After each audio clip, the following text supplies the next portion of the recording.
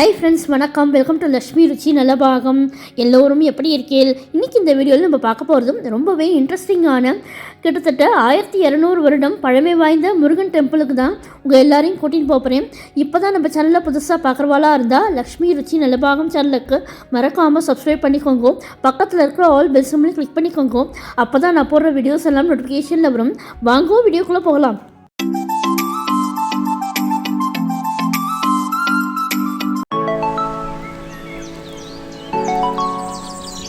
இன்றைக்கி இந்த வீடியோவில் நம்ம பார்க்க போகிறது அருள்மிகு ஸ்ரீ வள்ளிதேவ சேனா சமேத நட்சத்திரகிரி ஸ்வயம்பு சிவ சுப்பிரமணிய சுவாமி கோவிலை பார்த்துட்டே நம்ம கோவிலோட ஸ்தல வரலாறை பற்றியும் பார்க்கலாம்.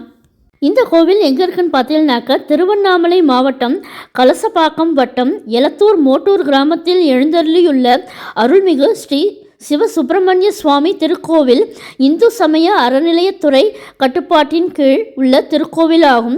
இத்திருக்கோவிலானது 100 ஆண்டுகளுக்கு மேற்பட்ட திருக்கோவிலாகும். இத்திருக்கோயிலில் நட்சத்திர தோஷம் செய்யப்படுவதால் இக்கோவில் நட்சத்திர கோவில் எனவும் கூறப்படுகிறது. நட்சத்திர கோவில் என அழைக்கப்படும் சிறிய மலைக்குன்றின் மீது அமைந்துள்ள இத்திருக்கோவில் கற்களால் கட்டப்பட்ட கர்ப்ப கிரகம் மற்றும் அர்த்த மண்டபம், முன் மண்டபம் மற்றும் செங்கற்களால் கட்டப்பட்டுள்ள விமானத்தையும் கொண்டுள்ளது. திருவண்ணாமலையில் இருந்து கலசப்பாக்கம் வழியாக சென்றால் 34 கிலோமீட்டர் தூரத்தில் அமைந்துள்ளது. இதேபோல் வேலூரில் இருந்து போலூரில் இறங்கி அங்கிருந்து 16 கிலோமீட்டர் தூரத்தில் இக்கோவில் உள்ளது. பஸ், ஆட்டோ வசதியும் அதிக அளவு இங்கு உள்ளது. இங்கு எழுந்தருளி இருக்கும் முருகன் சுயம்பு மூர்த்தி ஆகும். இங்குள்ள குளத்தில் நீர் வற்றுவதே இல்லை. சுற்று வட்டாரத்தில் உள்ள 30 கிராமத்தாருக்கும் இவரே குலதெய்வம். முருகன் சின்ன லிங்க வடிவில் ஆவுடையார் இல்லாமல் அமைந்திருப்பதால் முருகனுக்கு சிவசுப்பிரமணியன் என்று பெயர். இம்முருகன் மிகவும் சக்தி வாய்ந்தவர். சுற்று வட்டாரத்தில் உள்ள 30 கிராமத்தாருக்கும் இவரே குலதெய்வம். மலைமேல் வள்ளி தேவயானையோடு நின்ற கோலத்தில் மிக அழகாக காட்சி தருகிறார். மலை அடிவாரத்தில் பெரிய குளமும் மலை ஏறும் பாதையில் பிள்ளையார், இடும்பன், நவகிரகம் ஆகியோருக்கு தனித்தனி சன்னதிகளும் உள்ளன. மலைமேல் சுனை உள்ளது. உடம்பில் மறு உள்ளவர்கள் இச்சுனையின் உப்பு, மிளகு போட்டால் மறு உடனே நீங்கிவிடுகிறது. பங்குனி உத்திரம் இங்கு 10 நாள் உற்சவமாக மிகச் சிறப்பாக நடக்கிறது.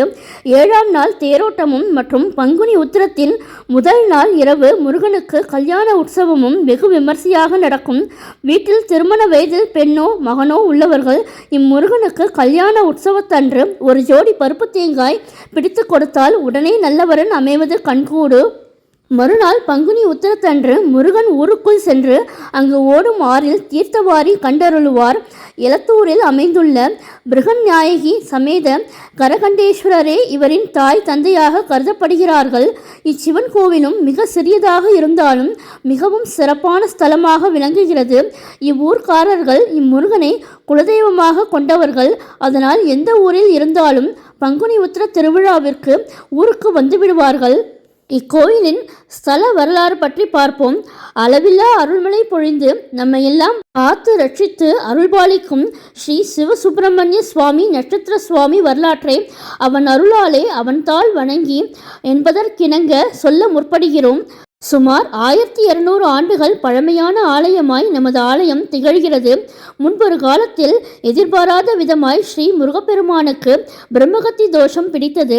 பார்வதி தேவியின் உபதேசத்தின்படி பிரம்மகத்தி நிவர்த்தி அடைய வடக்கு முகமாக செல்கின்ற செய்யாறு நதிக்கரையோரம் மேல்கரையில் சப்த கரைகண்டீஸ்வரரையும் கீழ்கரையில் பிரதிஷ்டை செய்த சப்த கைலாசநாதரையும் ஸ்ரீ முருகப்பெருமானை பிரதிஷ்டை செய்து ஒரு மண்டலம் பூஜித்து முருகப்பெருமானுக்கு பிரம்மகத்தி தோஷம் நிவர்த்தி அடைந்தது.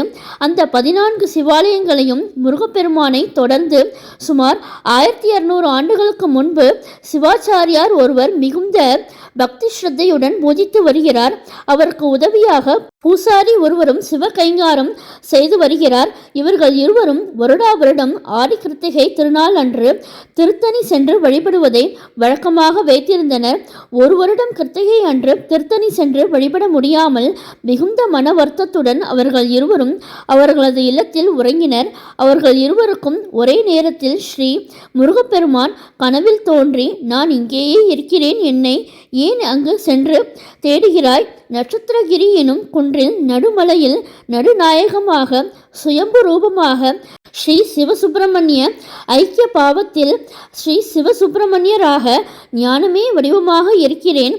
இவ்வுலகில் சூரியன் சந்திரன் உள்ளவரை 27 நட்சத்திரங்கள் வேறெங்கும் பூஜிக்காத சிவ சர்ப்பமும் என்னை பூஜிக்கின்றன.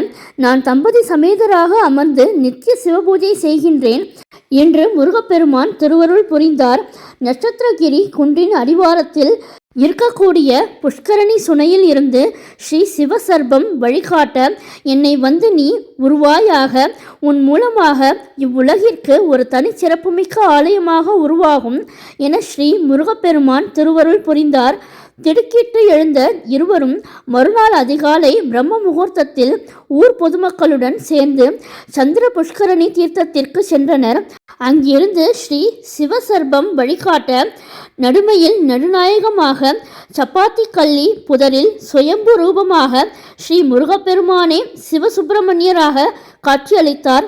உடனடியாக ஆலயம் அமைத்து வழிபடத் தொடங்கினர்.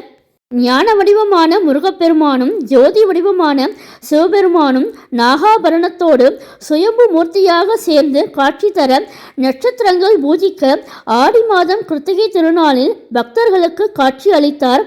இத்திருத்தலத்தில் சிறப்பு, பக்தர்களுக்கு அன்னதானம் செய்தால் பிரார்த்தனைகள் நிறைவேறும் என்பதில் எந்தவிதமான ஐயமும் இல்லை.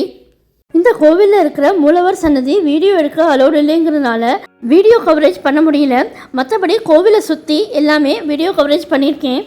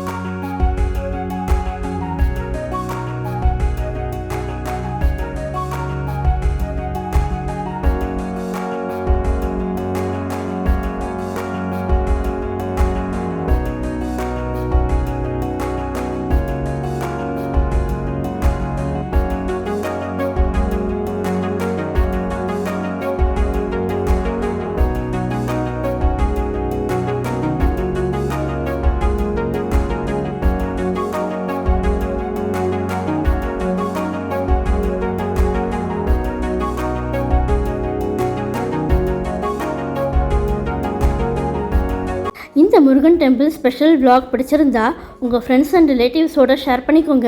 என்னுடைய லக்ஷ்மி ருச்சி நலபாகம் சேனலுக்கு மறக்காமல் சப்ஸ்கிரைப் பண்ணிக்கோங்க. நான் வேறு ஒரு இன்ட்ரெஸ்டிங்கான வீடியோவில் உங்களை வந்து மீட் பண்ணுறேன். Thank you, by.